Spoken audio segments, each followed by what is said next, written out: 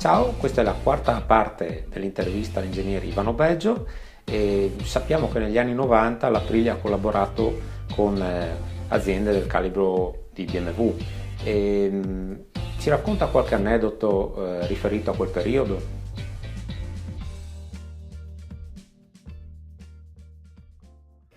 Sì, la collaborazione con gruppi motociclistici concorrenti a noi, abbiamo fatto diverse collaborazioni.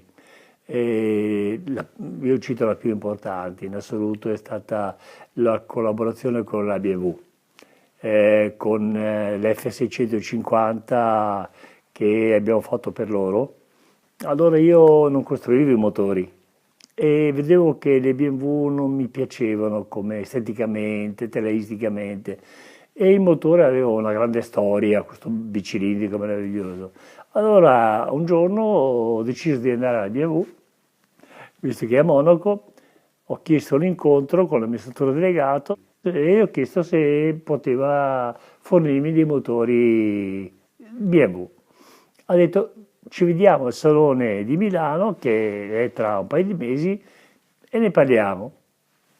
Siamo andati al Salone di Milano, vedo che un gruppo di tedeschi della BMW sono venuti a vedere il mio stand, a vedere i miei componenti, e l'amministratore delegato mi ha salutato, eccetera.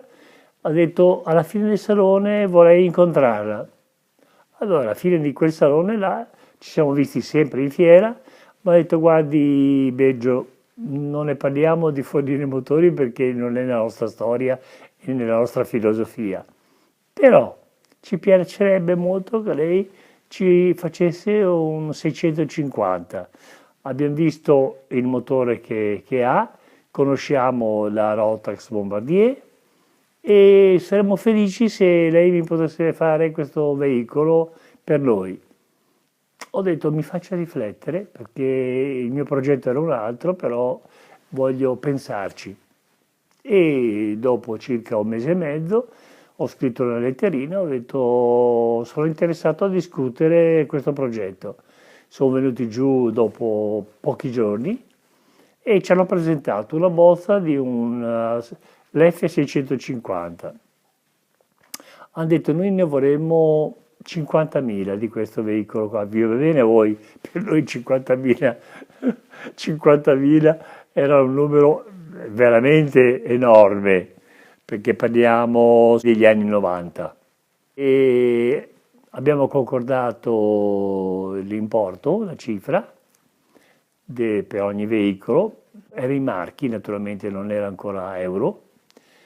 Ero contento della cifra e poi è avvenuto che nella industrializzazione del veicolo è passato un anno e mezzo ed è successo che il marco era esploso da 770, 780 e è andato a 1000.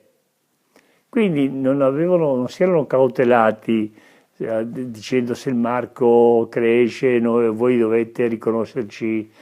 No, io gli ho riconosciuto un bonus di 50, 0,50, quindi a 9,50 non a 1000, ed è stata un'operazione straordinaria. Perché straordinaria?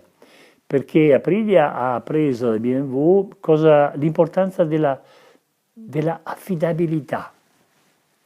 L'affidabilità era un elemento non solo in Aprilia, ma in tutte le case motociclistiche italiane, non era così marcato e forte come la logica tedesca. E noi abbiamo imparato cosa vuol dire affidabilità. Loro cosa hanno imparato da noi? Hanno imparato come si industrializza un veicolo a metà costo.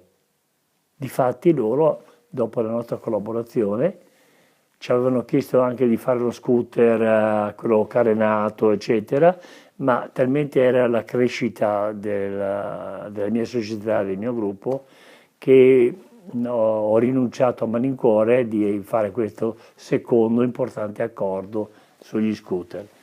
Ed è rimasto un bellissimo rapporto tra Aprilia e BMW e ancora oggi ricordo quei momenti e quei periodi con grande affetto e devo dire anche riconoscenza, perché e la mia azienda abbiamo imparato molto. Poi c'è stato un altro raccordo, eravamo già sugli anni, sul finire degli anni 90, primi del 2000, noi i motori li compravamo, ancora non ce li facevamo, perché stavamo progettando un motore a due tempi Dytec, significa un motore con emissioni assolutamente minori di quelle del due tempi, addirittura il 70% in meno, quasi, si avvicinava quasi ai quattro tempi, e inoltre aveva un consumo molto più limitato, quindi un due tempi rivoluzionario. E nel frattempo la collaborazione con Rotta era scesa e io ho avviato una collaborazione con il gruppo Piaggio, perché loro avevano dei volumi incredibili e anche Aprilia aveva dei buoni volumi, quindi la sinergia di comprare lo stesso motore, loro lo facevano, noi lo montavamo, era per me conveniente e anche per il gruppo Piaggio. Ecco, ricordo che allora, dopo aver iniziato la collaborazione, ho avuto un incontro con l'allora presidente e amministratore delegato, il quale mi aveva proposto di fare una fusione 60-40, 60 Piaggio, 40 Aprilia. Io non ero pronto e non ho accettato, mi sembrava una cosa illogica, da sempre volevo restare come marchio indipendente, poi nella vita succedono sempre delle cose che per la strada che non vuoi correre devi purtroppo correre.